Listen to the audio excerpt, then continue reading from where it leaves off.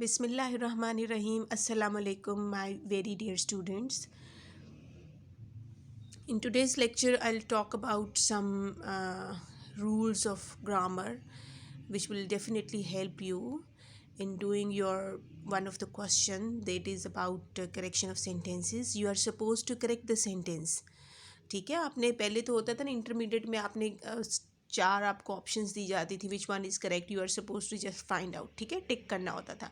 But in ADP courses आपको क्या करना होता है, you are suppose to correct the sentence, आपने करेक्ट करके भी लिखना होता है. And for that thing you should know the rule. आपको unless and until you know the rule, आपको जब तक रूल नहीं मालूम आप तब तक उसकी करेक्शन नहीं कर सकते. ठीक है, in this lecture I'll try to give you some sentences. These are very important and these are from up to date papers, right? और उनकी जो rules हैं वो भी मैं आपको साथ साथ बताऊंगी कि how to correct them. Ji, first sentence is she sings good. ये आता है जी आपको पेपर में, she sings good.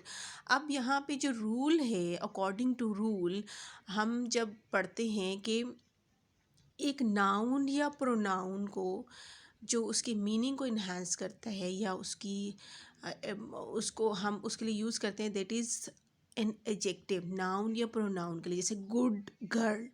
लेकिन जो वर्ब के मीनिंग में इजाफा करता है उसके लिए हम यूज़ करते हैं एडवर्ब. ठीक है, तो यहाँ पे क्या है ये देखें जी, शी सिंग्स. अब यहाँ पे क्या है, सिंग्स. सिंग्स क्या चीज़ है, सिंग्स इज़ अ वर्ब.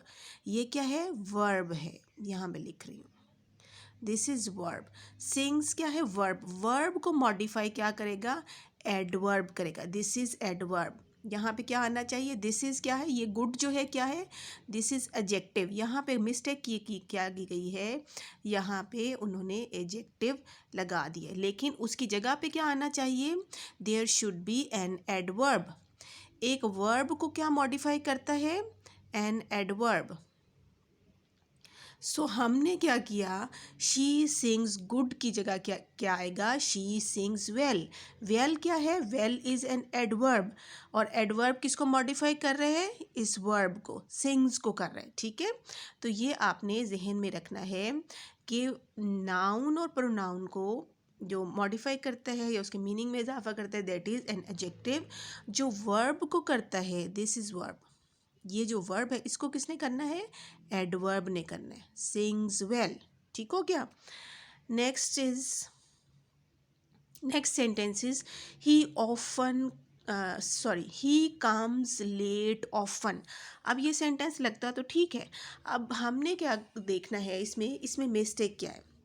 अब ये देखें जी, ये ऑफन. ऑफन क्या है, इसको हम कहते हैं मिड पोजीशन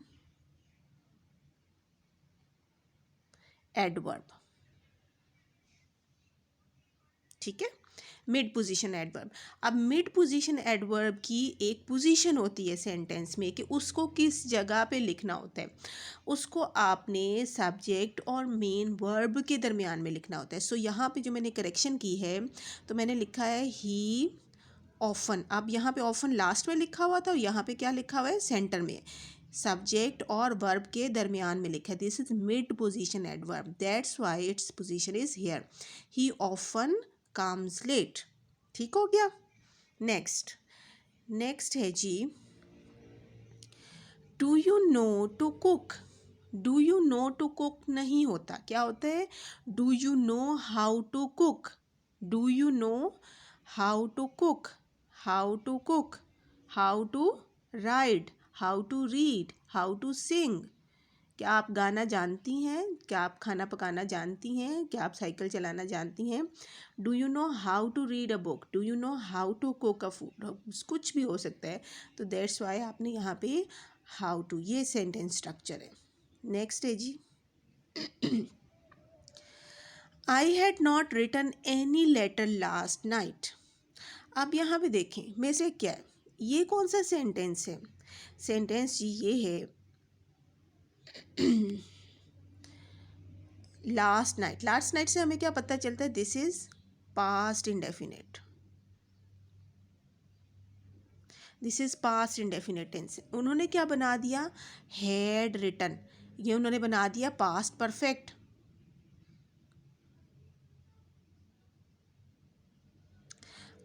सॉरी, आपने क्या जहन में रखना है, जब लास्ट नाइट, लास्ट संडे इस तरह के जब आते हैं ना, या लास्ट येस्टरडे, तो आपने वो देखना होता है कि वो जुमला जो होगा जो नियर पास्ट में हुआ होता है उसको हम पास्ट इंडेफिनिट में लिखते हैं। सो यहाँ पे लास्ट नाइट तो नहीं हो सकता, लास्ट ईयर होता तो फिर आप उसको आप पास उसमें पास्ट परफेक्ट में जाते हैं या उसमें देखते हैं।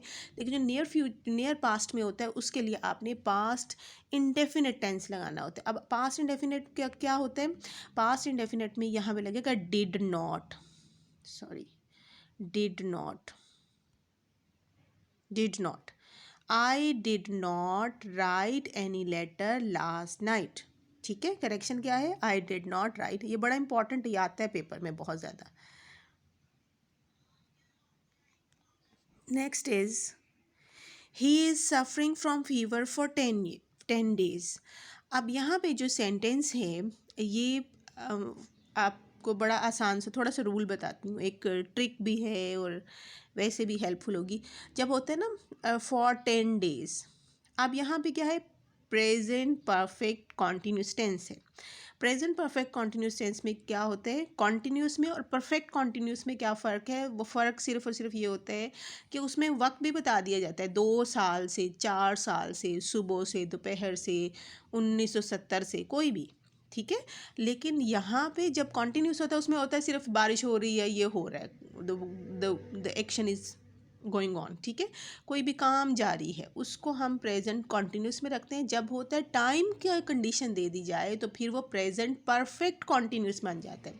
अब यहाँ पे क्या दिया गया है, फॉर 10 days, तो फॉर 10 days की वजह से हमने यहाँ पे देखना है, यहाँ तो ये कॉन्टीन्यूस का जुमला बना दिया है, तो मिस्टेक क्या है, ये प्रेजेंट परफेक्ट कॉन्टीन्यूस का जुमला होना चाहिए, प्रेजेंट परफेक्ट कॉन्टीन्यूस का जुमला होना चाहिए। तो वो हम कैसे बनाएंगे, वो हमने इसका हेल्पिंग वर्ब लगाना है। वो कैसे, हैज़ बीन सफरिंग, क्या लगाएंगे, has been suffering, he has been suffering from fever for 10 days। ठीक हो गया, चैलेंज नेक्स्ट पे चलते हैं। He said that he said that he can help me. अब हमने आपने डायरेक्ट इनडायरेक्ट तो पढ़े ही हैं, डेफिनेटली पढ़े होंगे। तो हमने ये पढ़ा है कि जब जो है एक होता है रिपोर्टेड स्पीच, एक होता है रिपोर्टिंग स्पीच। जब हम देखते हैं कि मेन मेन जो है उस पार्ट में पास्ट टेंस है, तो जो नेक्स्ट पार्ट है उसमें भी पास्ट टेंस ही आना, आपकी आसानी के लिए मैं बता रही हूँ, ये मैंने टर्म खुद ही से निकालनी है ताकि आपकी अंडरस्टैंडिंग के लिए। तो होगा क्या, यहाँ पे कैन हेल्प, यहाँ पे सेड है, सेड किसको बताता है, पास्ट। तो नेक्स्ट पार्ट में क्या आना चाहिए, सबऑर्डिनेट क्लॉज में क्या आना चाहिए, इसमें भी पास्ट टेंस ही आना चाहिए, सॉरी, इसमें भी पास्ट है। पास्ट कैन का पास्ट क्या होता है, कुड। तो आपने क्या लगाना है, he said that he could help me. ये देखें मैं अभी इधर करेक्ट बताती, ये this is correct one, could help. ठीक हो गया, समझ आ गई है।